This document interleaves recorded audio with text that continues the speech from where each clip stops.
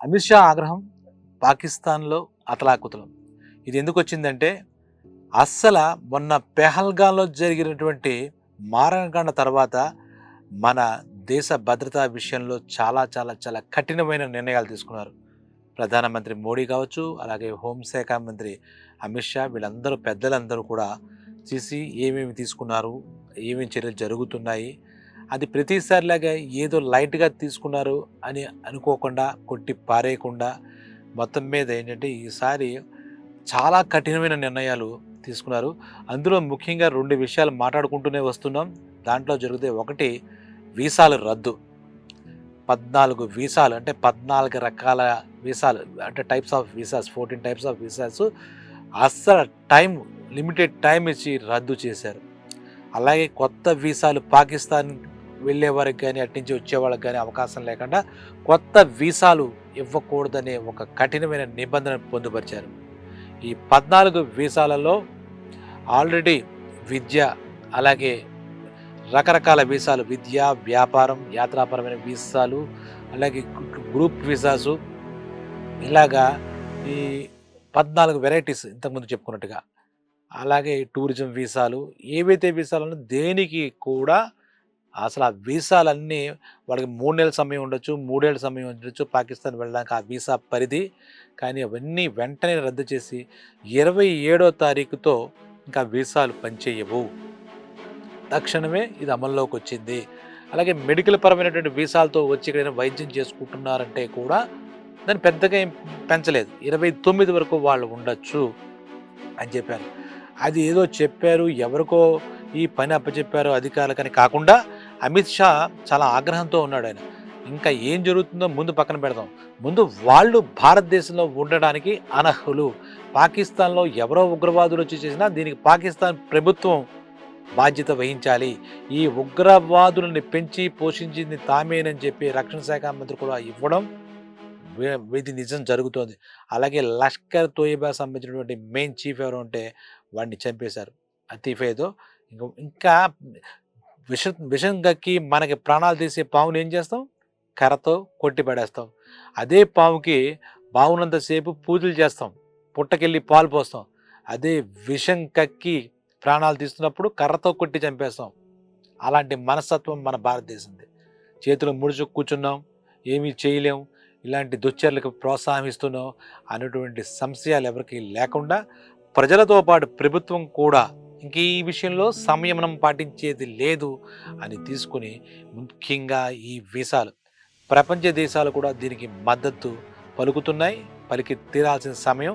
ఎందుకంటే ప్రపంచ దేశాల్లో ఈ ఉగ్రవాదం ఎట్టించి ఎటు ఈ ఉగ్రవాద కీలక జ్వాలలు ఎక్కడ ఎప్పుడు ఎవరిని నాశనం చేస్తా తెలియకటి మొగ్గలో అంటే ఇప్పుడు ఉన్నటువంటి పరిస్థితుల్లోనే దీన్ని పూర్తిగా నాశనం చేసేయాలి ఉగ్రవాదుల్ని. అలాగే ఉగ్రవాదాన్ని నిర్ణయాన్ని భారతదేశం నుంచే మొట్టమొదటి అడుగు పడినట్టుగా ఉంది. దీనికి అమెరికా లాంటి అగ్రరాజ్యాలు కూడా బేషరతుగా ఇది ఇచ్చాయి. ఇంకేంటంటే మద్దతు ఇచ్చాయి. ఇంకో మాట్లాడుకోవాలంటే సింధు జలాలు.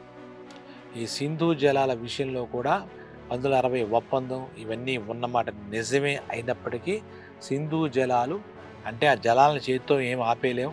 దానికి కొంత టైం పట్టచ్చు కానీ ఒక నిర్ణయం అయితే తీసుకున్నారు. సింధు జలాలు పాకిస్తాన్లోకి వెళ్ళడానికి వీల్లేదు.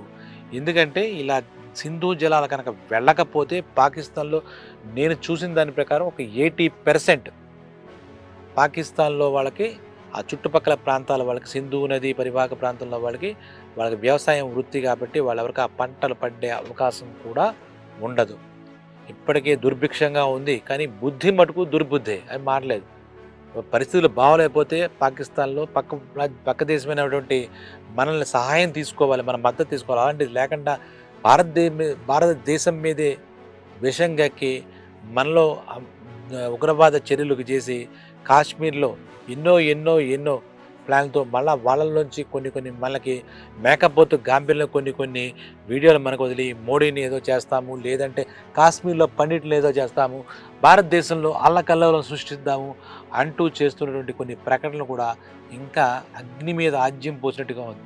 వాళ్ళల్లో ఎక్కడా పరివర్తన లేదు. అక్కడ ప్రభుత్వంలో కానీ ఎక్కడ కానీ మనుషుల్లో కానీ ఏమీ కనపట్లేదు. అయితే మనం చూస్తే కనుక దీనికి ఇందాక చెప్పుకున్నట్టుగా అమిత్ షా వీసాల రద్దు విషయంలో ఎక్కడ ఎంతమంది పాకిస్తానీలు వీసాలతో వచ్చారు. అదే దొంగచాటుగా వచ్చిన వాళ్ళ సంఖ్యని అప్పుడే పట్టుకోలేం. అంటే సరిహద్దు మార్గాల్లో తప్పించుకుని వీసాలు లేకుండా వచ్చినటువంటి వీళ్ళని మనం అప్పుడే గుర్తించలేదు ప్రభుత్వం. కాబట్టి వాళ్ళు 29 రాష్ట్రాలకు అమిత్ షా ఆయా ముఖ్యమంత్రులకు 29 రాష్ట్రాల ముఖ్యమంత్రులకు ఆయన ఫోన్ చేసి, మీ రాష్ట్రంలో పాకిస్తానీయులు వీసాల లెక్కల ప్రకారం ఎంబసీ ప్రకారం చూస్తే ఇంతమంది ఉన్నారు. మీరు వెంటనే ఈ డేట్ చెప్పి నిర్దాక్షిణ్యంగా వెళ్ళగొట్టండి. ఇంకా వాళ్ళు ఏ పనిలో ఉన్నా, ఏ స్థితిలో ఉన్నా 27 తర్వాత ఉండడానికి వీల్లేదని ఆయనే స్వయంగా ఫోన్లు చేసి ముఖ్యమంత్రి అందరికీ చెప్పారు. అలాగే మనం విన్నదాని ప్రకారం హైదరాబాద్లో 200 మంది వీసాల సహాయంతో ఉంటున్నారని ఒక వార్త ఉంటే, అది కాకుండా దొంగ మార్గాల్లో వచ్చినటువంటి పాకిస్తాన్లు 1000 మంది దాకా ఉన్నారని ఒక మాట వినపడుతోంది. వాళ్ళని కూడా గుర్తించి ఆయన ఏం చెప్పారంటే, కేంద్ర ప్రభుత్వానికి తెలియజేయండి ఎంతమంది ఉంటున్నారు, ఏంటి, ఏ రకంగా ఉంటున్నారనే విషయం. దాని తర్వాత అక్కడ చూసి ఆ ప్రకారంగా వాళ్ళు వెళ్ళేలా లేదా కూడా తగిన చర్యలు తీసుకుంటాం అని చెప్పారు. అలాగే భారతదేశంలో ఉన్నటువంటి వాళ్ళందరినీ కూడా ప్రతి ఒక్కరిని అసలు పూర్తిగా ఆ ఇరు దేశాల మధ్య దౌత్య సంబంధాలు దెబ్బతిన్నాయి కాదు, దౌత్య సంబంధాలు అవసరం లేదు. మీలాంటి వాళ్ళతో మాకు ఎటువంటిది బంధం ఉండకూడదు. మీతో మాకు ఎటువంటి సంబంధం లేదు. మీ దారి మీదే, మా దారి మీదే. ఈసారి మేము తీసుకున్న నిర్ణయాలు వెనక్కి తగ్గేది లేదు, వెనక్కి మళ్ళీ లేదు.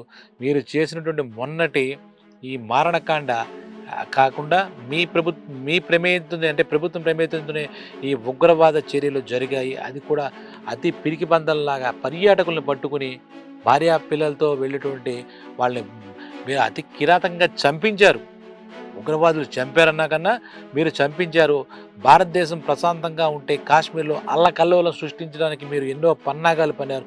ఇక మిమ్మల్ని మేమైతే క్షమించాం, భగవంతుడు క్షమించినా మేము క్షమించాం, ఎంతటికైనా వెళ్తాం ఈ విషయంలో అని చెప్పి అమిత్ షా బాగా ఆగ్రహంతో ఉన్నట్టున్నారు. ఆయన ఖచ్చితంగా మనకే ఉడికిపోతుంది ఈ వార్త విన్నప్పటి నుంచి. ఇంకా ఈ రోజుకి మనం మనుషులం కాలేకపోయాం.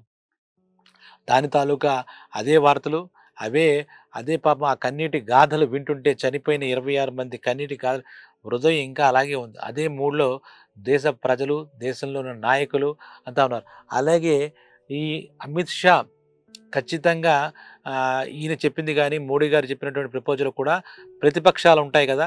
కాంగ్రెస్ గానీ, ఇంకోళ్ళు గానీ, దేశంలో ప్రభుత్వానికి ప్రతిపక్షాలు ఉంటాయి కదా రాష్ట్రాల్లోనూ.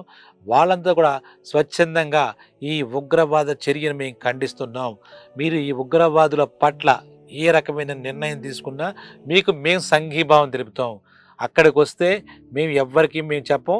మీ మాటను గానీ, మీ నిర్ణయాలు గానీ మేము ఖండించమని చెప్పడం కూడా ఇక్కడ మన గమనార్హం అనమాట. ఎందుకంటే ఇంతటి దుశ్చర్యల్ని ఇంకా మనం భవిష్యత్తులో వినకూడదు, ఇటువంటివి జరగకూడదు.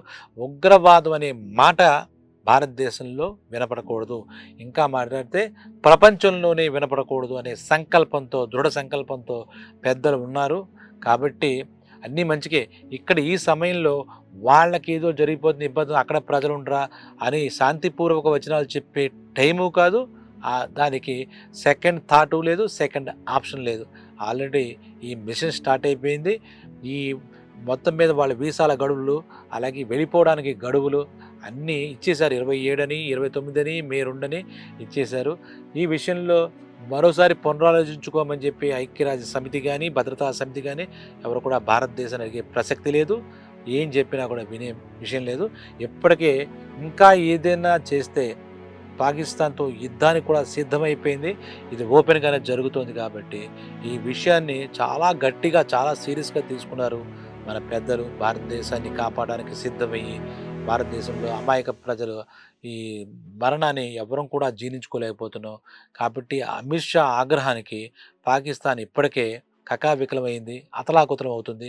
ఖచ్చితంగా అమిత్ షా ఎందుకంటారంటే ఆయన హోమ్ మినిస్టర్ కాబట్టి ఆయన తీసుకునే చర్యలు, ఆయన యాక్టివ్ పార్ట్ తీసుకుంటారు. దీని వెనకాల మోడీ గారు కానీ, జయశంకర్ గారు కానీ, అలాగే రాజ్నాథ్ సింగ్ రక్షణ శాఖ మంత్రి గారు కానీ ఖచ్చితంగా వాళ్ళంతా కలిసికట్టుగా, అలాగే భద్రతా సలహాదారుడు అజిత్ ధోవల్ కానీ, ఇలాంటి మహానుభావులంతా మళ్ళా ఇది చాలా గొప్ప చారిత్రాత్మక ఘట్టం. చరిత్ర ఉగ్రవాదాన్ని కానీ, పాకిస్తాన్ దేశాన్ని కానీ, ఉగ్రవాదులను కానీ ఎప్పటికీ క్షమించదు. ఈ చరిత్రలో ఇప్పుడు వీళ్ళు తీసుకున్న నిర్ణయాలు, సాహసోపేతమైన నిర్ణయాలు ఏంటి, దౌత్య సంబంధాలు ఏమైతాయి, ముందు వెనక ఏమవుతుంది, వాళ్ళు మనకు దాయాదులు కదా అనే ఆలోచనకు తావివ్వకుండా వీళ్ళు తీసుకోవడం నిజంగా చాలా గొప్ప విషయం. ఇది చరిత్రలో మిగిలిపోయే ఘట్టం. ఆ 26 మంది చనిపోయిన ఆ దుర్ఘటన చరిత్రలో మరొకసారి పునరావృతం కాకూడదు. అలాగే ఇటువంటి వాళ్ళకి మళ్ళా క్షమించకుండా మట్టు పెట్టడం అనే ఈ నిర్ణయం కూడా చరిత్రలో ఒక గొప్ప విషయంగానే అభివర్ణిస్తున్నారు అందరూ కూడా. So, hats off to Narendra Modi, అలాగే అమిత్ షా లాంటి పెద్దలందరికీ కూడా భారతదేశ ప్రభుత్వం భారతదేశంలో ఉండే ప్రజలందరూ కూడా మీలాంటి నాయకులు దొరికినందుకు ఖచ్చితంగా ఆనందపడతారు. ఇది మీరు ఏదో ప్రభుత్వాన్ని ఏదో సాఫీగా సాగిస్తున్నారు కాకుండా యుద్ధం వచ్చినప్పుడు యుద్ధం చేద్దాం, మీకు ప్రజలందరికీ నిజమైన రక్షణ కల్పిస్తామని చెప్పి భద్రత కల్పిస్తామని మీరు చెప్పిన విధానం, మీరు తీసుకున్న నిర్ణయాలు నిజంగా మెచ్చుకోదగ్గవి. మీ పరిపాలనలో ప్రజలందరూ ఉండడం వాళ్ళు చేసుకున్న అదృష్టంగా కూడా అనుకుంటున్నారు. కాబట్టి మీ మీ పెద్దలందరికీ మనస్ఫూర్తిగా ధన్యవాదాలు తెలుపుకుంటున్నాం. సెలవు.